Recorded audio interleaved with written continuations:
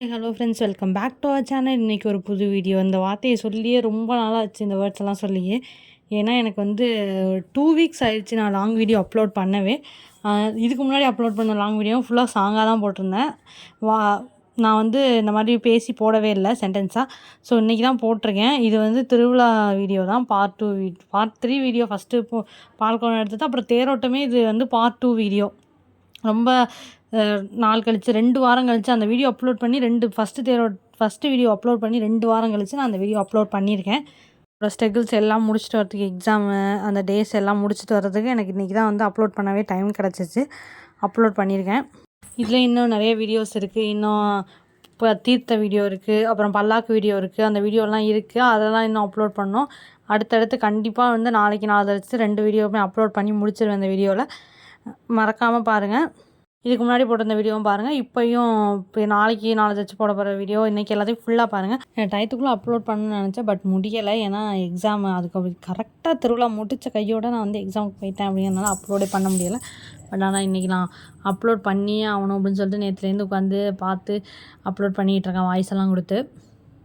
இதை வந்து அப்லோட் பண்ணுறதுக்குள்ளே எனக்கு அவ்வளோ ஸ்ட்ரகிள்ஸ் வந்துட்டு, நான் காலேஜு, எக்ஸாமு, அதுக்கப்புறம் போயிட்டு ட்ராவலிங் வந்து இப்போ தான் லீவு கிடச்சி நான் வீட்டுக்கு வந்து எடிட் பண்ணி போட்டுக்கிட்டு இருக்கேன். நான் போன வருஷமும் இந்த வீடியோ போட்டிருந்தேன். ஃபஸ்ட்டு என்னோடய வீடியோவோட லாங் வீடியோஸே வந்து இந்த கோயிலோட வீடியோ தான் ஃபஸ்ட் லாங் வீடியோவே.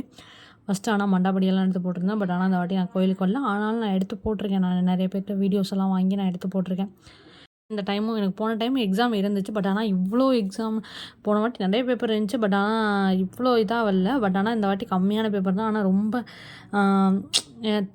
இந்த தேரோட்டத்தன்னைக்கு எக்ஸாம். நான் போய் எக்ஸாம் எழுதிட்டு வந்து அப்புறம் கடன்னு கிளம்பி அதுக்கப்புறம் வந்து தேரோட்டத்தை பார்த்தேன் கரெக்டாக.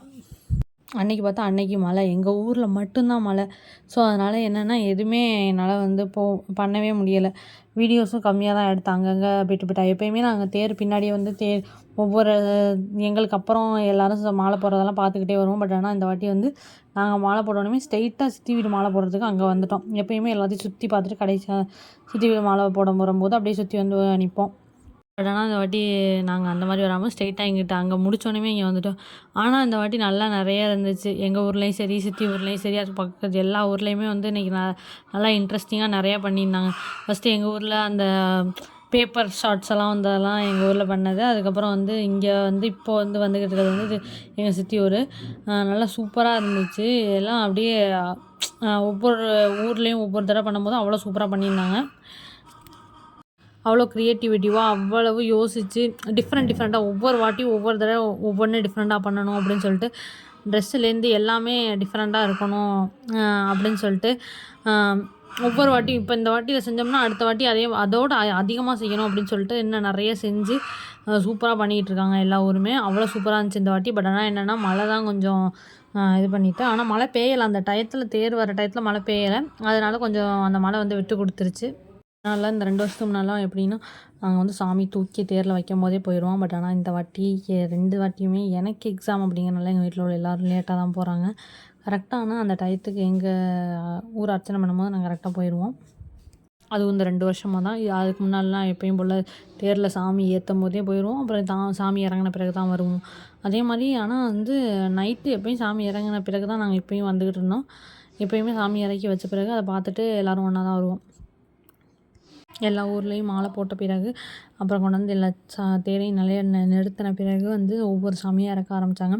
3 சாமி 3ஐயும் தனித்தனியாக கரெக்டாக இறக்குனாங்க. ஒவ்வொன்றா தனித்தனியாக. அதுக்கப்புறம் இறக்கி எல்லாத்தையும் ஒன்றா கொண்டாந்து வாசல் நிற்க வச்சு சாமி கொஞ்சம் நேரம் வெளியவே டான்ஸ் ஆட